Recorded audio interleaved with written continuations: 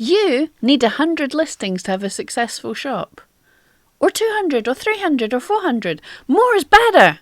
Or is it? Hey, I'm Pam Duthie, and I've been a seller on Etsy for over 10 years, and in the past 5 years I've grown my shop so that my sales last year were over 800 times the size that they were 5 years ago. So I share with you the tips and tricks that helped my shop and continues my shop growing. If that's something you're interested in, don't forget, hit subscribe and come back every week. So many people are saying you absolutely must have hundreds of listings in your shop to have a successful shop. So let's talk about the pros and cons and what strategy we should be using, what we should be thinking about the number of listings in our shop. Pro number 1, you have more room to experiment. The more listings you have, there's different styles of photography you could try. You can try different keywords and different ways to do SEO. And that way, that really helps you identify and learn what works with your items in your shop. Pro number 2, there's more choice for customers. Yes, absolutely. If you have several different types of a similar thing, you can have variations in the drop down. But customers are lazy. If they go into your shop and they only see one item and it's in a colour they weren't liking, they might not even click on that item.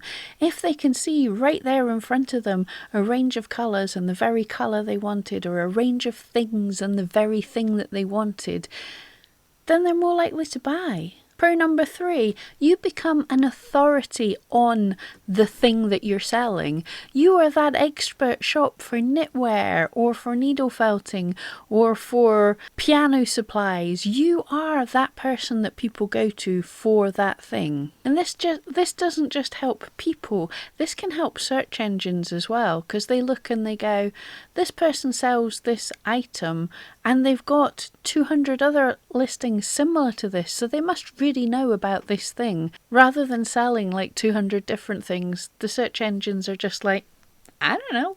Pro number 4, you have more chances to get seen. Every single listing in your shop is like a doorway into your shop. It's a chance for people to click on you. For example, if you're seen in search and you just have one listing, you're only popping up on the one page. But if you have several listings, then as people scroll through different pages, they see your item more often, and you have more opportunity for them to click on your shop, for them to click on your items, than if you just had that one that they didn't even notice while they were scrolling.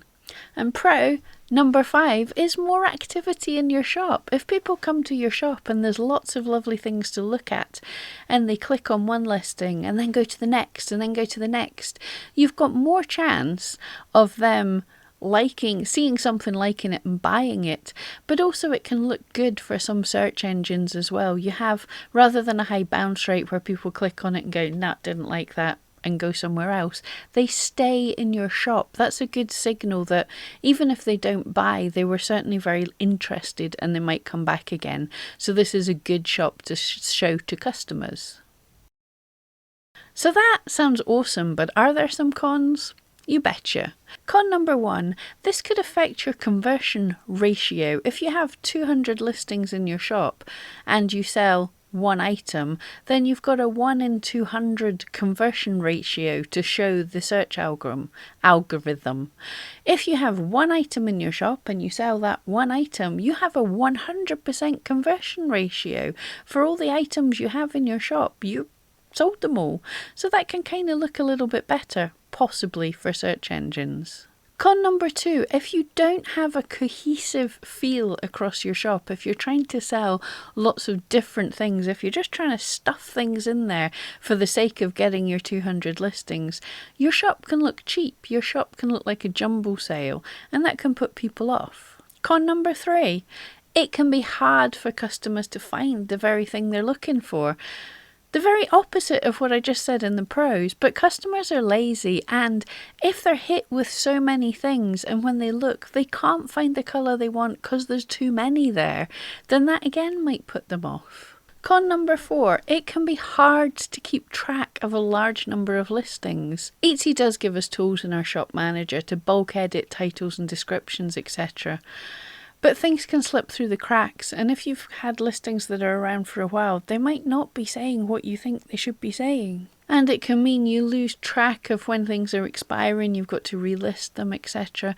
It can just be tricky. And con number 5 that can be a big deal, especially for people just starting out, it's the cost and time investment of keeping such a large inventory. If it takes you days and weeks to create one item, then you're going to be sitting thinking, I can't have 400 items. That's decades worth of work. Now, if we look to popular successful sellers, many of them do have a large number of listings.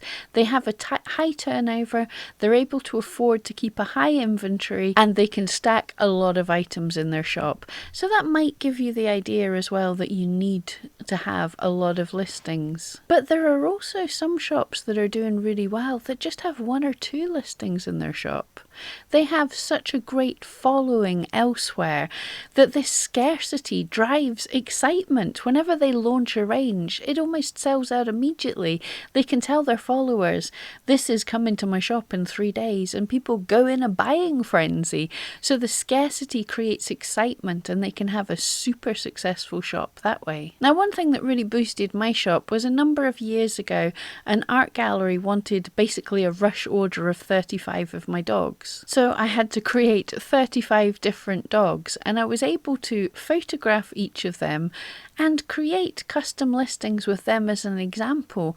So instead of just saying custom needle felted dog as a listing, I was able to have a listing that was a custom needle felted Labrador dog and then a custom needle felted Border Collie.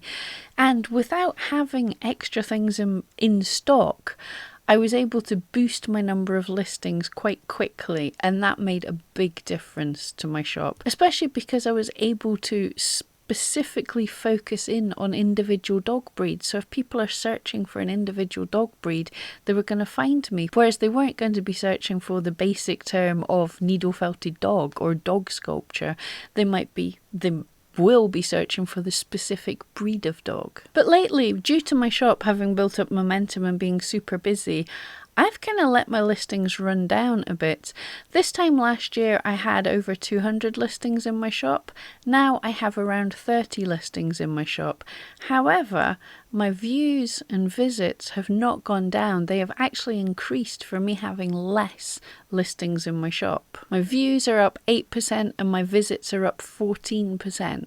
And this is because these 30 listings that are left, these are the ones that have been the best performing. Listings that haven't been good and haven't sold, I haven't renewed them when they've died.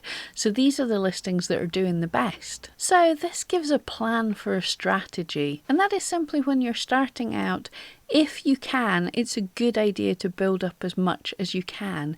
This gives you plenty of chance to experiment. Now, if, like me, it's really difficult because each item takes a really long time to make, think outside the box for how you can have more listings.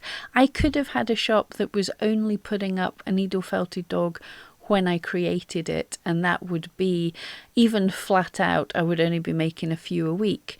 However, when I offer custom listings, there's an unlimited amount of custom listings I can create because I don't have to have anything in stock for that. Or if you can't do that, consider bundles. For instance, you could sell a lip salve, a chapstick and a hand cream as separate listings, and if you can make more of them, you could also have a bundle for a hand cream and a chapstick gift pack. Think outside the box for ways that you can create more listings without creating more work. Again, if you're an artist, you can offer the original painting for sale, but if you can take high quality scans, you can also offer prints of the painting. You can even offer, using print on demand companies, things like your artwork on a t-shirt or a mug or whatever else, and you don't have to have created these at all. When the listing comes in, the print on demand company prints it and ships it to the customer, so you can get a lot more listings for zero work. And this way you can use this time to find out what resonates best with the customers, what photographs do best, what SEO, what people are really searching for. Dive into your analytics and really look at the terms that are driving the most traffic, and then you can trim down your listings as need be. So I hope that helped, gave you some inspiration for what to do with your shop. Thank you so much, and I'll see you next time.